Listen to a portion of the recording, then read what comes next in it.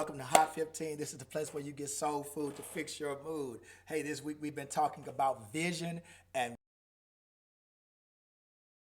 so we want to talk about the way God sees us because many people, I think, have a wrong perspective of how God sees us. We need to have a right perspective about the way God sees us. So let's jump into this. How does God really see us? The first way God sees us, we're going to go to John chapter 3. Verses 16 and 17, John 3, verses 16 and 17. And so the first way God sees us is, he says, for God so loved the world that he gave his only begotten son, that whosoever believeth in him should not perish but have everlasting life. Verse 17 says, for God sent not his son into the world to condemn the world, but that the world through him might be saved. So the first way we want to talk about God sees us, first of all, is someone who is worthy to be loved. Someone who is worthy of being loved. See, we have to see ourselves as someone who is worthy of being loved. You know why? Because the God of the universe thought you and I were so worthy of being loved that he sent his only son to die on our behalf. He bankrupt heaven. He sent his best. And he said, we're worthy of being loved. So don't let anyone tell you you're not worthy of being loved because the God of the universe thought you were worthy of being loved. How else should we see ourselves? The other way we should see ourselves is someone who is unrestricted. We're unrestricted, all right? He says he didn't send his son into the world to condemn the world, but that through him the world might be saved or freed. So he sent his son into the world not to condemn you. The word condemn means to put into solitary confinement, to put into prison, to restrict, to imprison. But when God sent his son, he didn't send him to condemn you or restrict you. He sent him to free you. So God sees you as an unrestricted, unlimited being. You don't have any limitations. The limitations are off. It's off. Do you hear me? How else does God see us? Let's go ahead and jump into this. I want to keep going. The way God sees us. I want to show you something. I want to show you this scripture. This scripture right here. Jeremiah 29:11.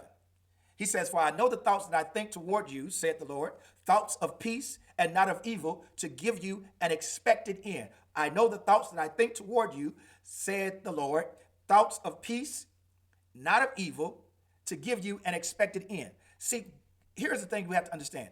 God does not change his thoughts. He might change an action based upon how we interact with him in prayer, and that's always in the scripture, is always to the positive. Whenever you hear of God repenting, he repented because somebody convinced him to change his mind because he wanted to do something that's damaging. But he never changed his thought about us. So the first thing we need to understand is the way that God sees us is we need to understand this right here. That God sees us as someone created to be great. You were created to be great. Before your mama ever knew your daddy, before your daddy ever knew your mama, God created you to be great. Look at what he says. I want to show you this again. He says that I've created you to be someone, he says, to give thoughts of peace and not of evil. That word peace means nothing missing, nothing broken, right? So if God thinks this about me, that means he thinks that I was created to be great. He should know because he created you. He created you to be great. Come on, say it with your chest. Say, I was created to be great. And say it with your chest that I am worthy to be loved. Come on, I'm worthy of love and I am unrestricted. And I was created to be great. You need to understand that. You were created to be great. Next thing, the way God sees you. How does he see you? This is the last one.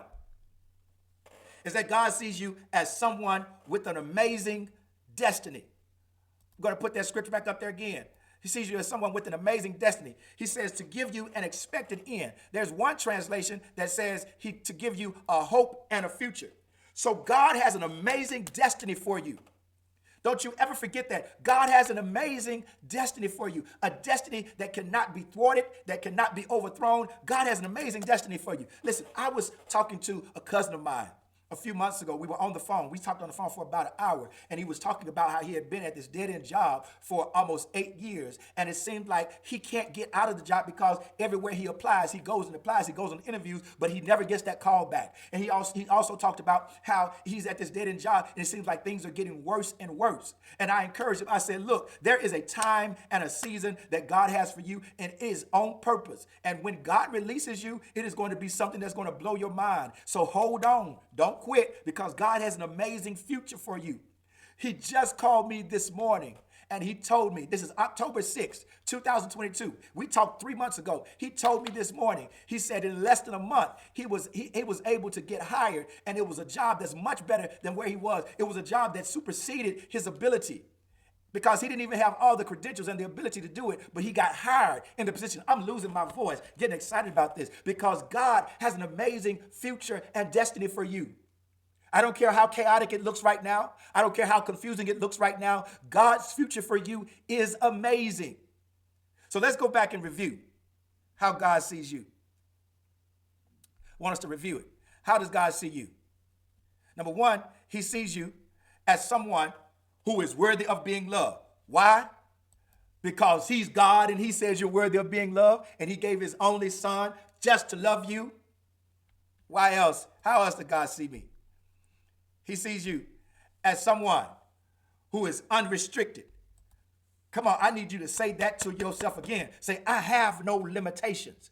If you see yourself with limitations, then you're going to have limits. But when you remove those limiting thoughts, then you have no restriction. You know why? Because God sees you as someone who has no restriction, because he didn't come to condemn you. He came to free you. And then, how else does he see you? Number three, he sees you as someone created to be great. Not just born to be great, but before the world was ever created, God was thinking about you. Yes, you. Look at me. He was thinking about you. And he said, when he was making the thing, he said, look, I'm about to make something so dope. It's about to be stupid dope. It's about to be ridiculous. And he's making you and he's crafting you. And Psalm 139 verse 14 says you're fearfully and wonderfully made. And he says even before all of your body parts and all of your organs were there, God was making you. He was thinking about, he said, I'm about to kill him with this one. I'm about to kill him with this one. You were created to be great. Let's go ahead and move on. And then not only were you created to be great, he says you were created to be he sees you as someone with an amazing destiny. I don't care what anybody has said about your future. Block that out. I don't even care what you've said about your future that is self-deprecating. Block that out. I don't care what your right now feels like or your past has felt like. God says, I see you as someone with an amazing future. I wish I had my shades on right now, because I would put my shades on, because your future is so bright. You have an amazing future that no one can stop, no one can relinquish, no one can extinguish, no one can stop, no one can put a hold on, because God already sees. And whatever God sees, God receives.